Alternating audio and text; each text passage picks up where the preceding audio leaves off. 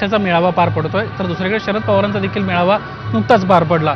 Supriya सुळेंचं status खूप चर्चेमध्ये होतं, काय सांगाल? आता त्यांचा नक्की रोख कोणाकडे होता, त्यांना राष्ट्रीय अध्यक्ष होणार नाही होणार किंवा प्रदेशाध्यक्ष त्यांना मान्य अमान्य त्यांच्या मनाप्रमाणे होतं नाही होत, म्हणूनच त्या पद्धतीने त्यांनी त्यांचा स्टेटस ठेवलेलं आहे असं माझा अंदाज आहे। त्यांचा रोख कोणाकडे होता, त्यांनी स्टेटस ठेवलं, त्यांच्या मनामध्ये असलेली जी काही भावना असेल किंवा खतखत असेल ती त्याच सांगू शकतील। काय वाटतं, काय असू शकते?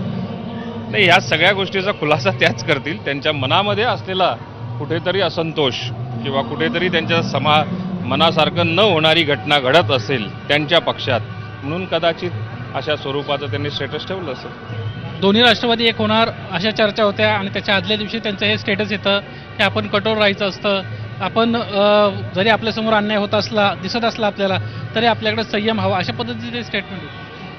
नाही, हे एक त्यांच्या भावना प्रकट करण्याचं जे काही त्यांना स्टेटस ठेवून एक संदेश एक प्रकारचा जो द्यायचा होता तो कुणाला द्यायचा याचा खुलासा खरं तर त्यांनी नक्की केला पाहिजे। खरं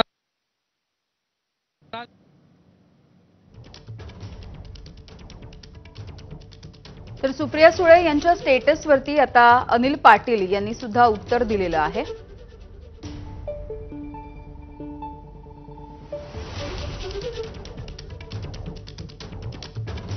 तर जयंत पाटील यांना आपलं पद जाणार आहे हे माहिती असल्यामुळे त्यांनी हे वक्तव्य केलं असंही राष्ट्रवादीचे नेते अनिल पाटील असं म्हणतायत। सुप्रिया सुळेंवरती पक्षामध्ये अन्याय झाला असेल म्हणून त्यांनी हे स्टेटस ठेवलं असंही मत त्यांनी व्यक्त केलेलं आहे।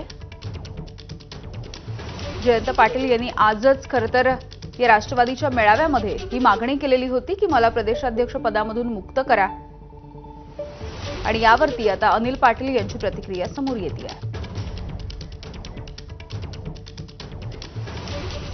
पुढची बातमी बघूयात। मनसेचे नेते प्रकाश महाजन यांनी खासदार नारायण राणे